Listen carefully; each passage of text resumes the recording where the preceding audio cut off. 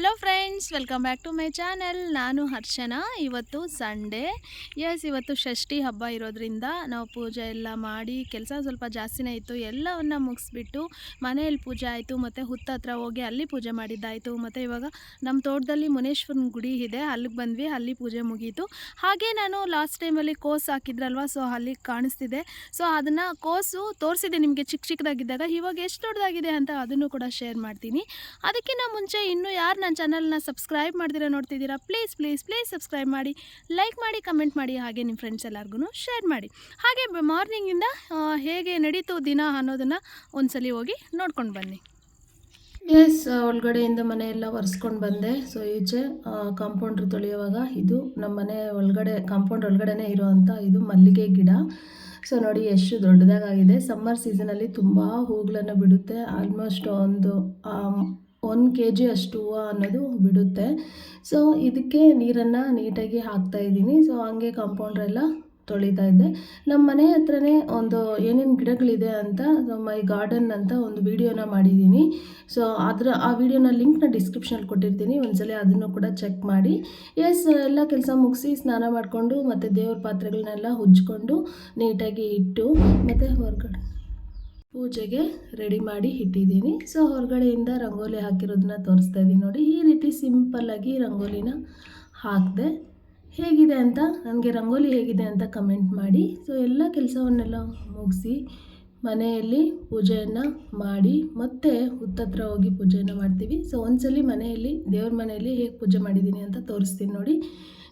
ಇದೇನು ಹೂವು ಇಟ್ಟಿದ್ದೀನಿ. ಸೊ ಈ ಹೂವು ಎಲ್ಲ ನಮ್ಮ ತೋಟದಲ್ಲೇ ಬಂದಿರೋ ಅಂಥ ಹೂವು. ಈಗ ಶಾಂಪಲ್ ಆಗ್ತಿದೆ ಹೂವು. ಸೊ ಅದು ದೇವ್ರ ಮನೆಯಲ್ಲಿ ಇಷ್ಟು ಹೂವು ಸಿಕ್ಕಿತ್ತು. ಸೊ ಅದನ್ನು ಅಷ್ಟಷ್ಟು ಇಟ್ಬಿಟ್ಟು ಪೂಜೆ ಮಾಡಿದ್ದೀನಿ.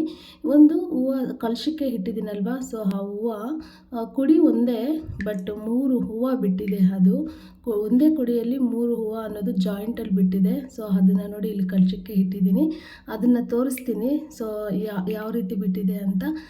ಈ ರೀತಿ ಪೂಜೆ ಎಲ್ಲ ಮುಗಿಸಿದ ಆದಮೇಲೆ ನಾವು ಹುತ್ತಕ್ಕೆ ಹೋಗ್ತೀವಿ. ಹಬ್ಬ ಅಂದ್ರೇ ಎಲ್ಲಾದರೂ ಟೆಂಪಲ್ಸ್ಗೆ ಹೋಗೋದು ಅದೆಲ್ಲ ಇದ್ರೇ ಒಂದು ಕಳೆ ಬರ ಚೆನ್ನಾಗಿರುತ್ತೆ. ನೋಡಿ ಆ ಹೂವು ಹೆಂಗಿದೆ ಅಂತ ತೋರಿಸ್ತೀನಿ ನೋಡಿ. 3 ಹೂವು, ಕೊಡಿ ಮಾತ್ರ ಒಂದೇ.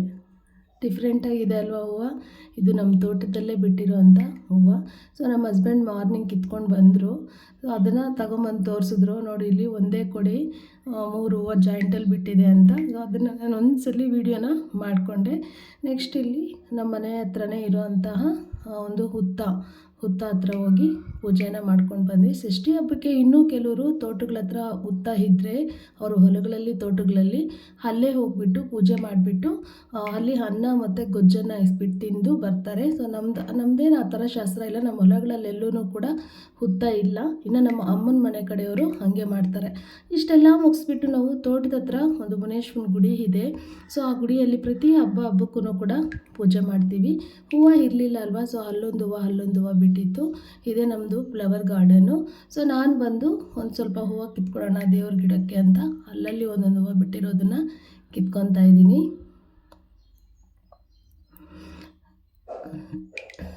ಕಿತ್ಕೊಂಡು ಬಂದು ಮತ್ತು ದೇವ್ರ ಗುಡಿ ಹತ್ರ ಹೋಗ್ತಾ ಇದ್ದೀವಿ. ತೋರಿಸ್ತೀನಿ ಬನ್ನಿ ಅದು ಹೆಂಗಿದೆ ಅಂತ.